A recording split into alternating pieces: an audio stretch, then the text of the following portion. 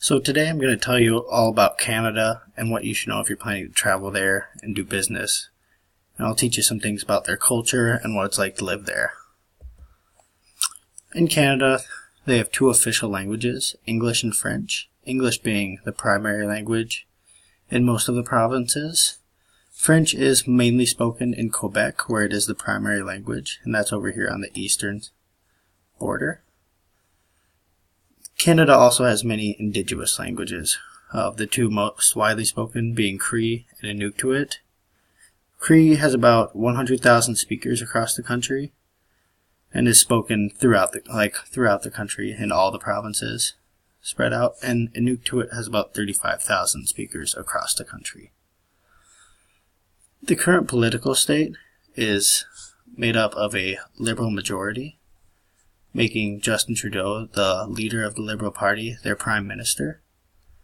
In order to gain a majority, you have to own a majority of the seats in the House of Commons, which is made up of 338 seats, in which the Liberal Party owns 181.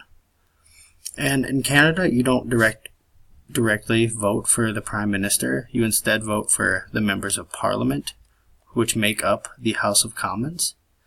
And then whichever political party has the majority of the seats has their party leader elected to Prime Minister, thus being why Justin Trudeau would be the leader currently, as the Liberal Party has a majority in the House of Commons.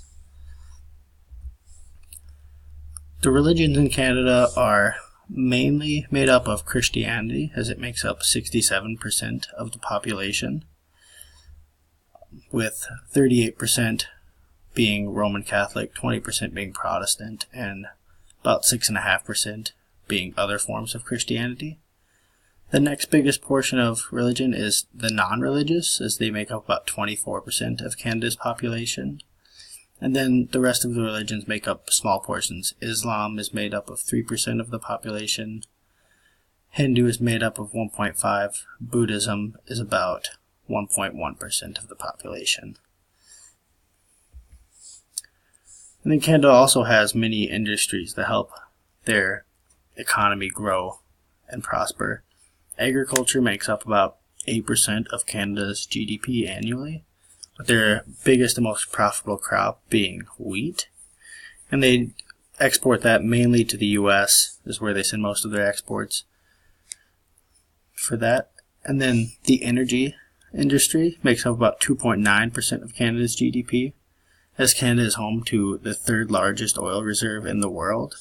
So they produce a lot of oil and emissions, fossil fuels, to help us generate energy. And then Canada also uses a lot of hydroelectric power, which is used widely throughout its provinces and created within its own borders.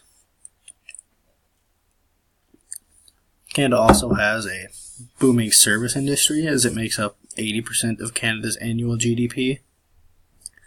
This industry is made up of businesses like retail, day-to-day business, education, and health. And retail makes up most of that, being about 12% of Canada's GDP alone. And that's just businesses like clothing stores like Macy's and stuff like that. And then on the manufacturing side, that makes up about 14% of Canada's annual GDP. And many Japanese and American car companies go to Canada to do their manufacturing. This is due to Canada's highly educated workforce and their low labor cost, making it cheaper for these companies to go in there and do business and produce their cars at lower cost for their customers around the world.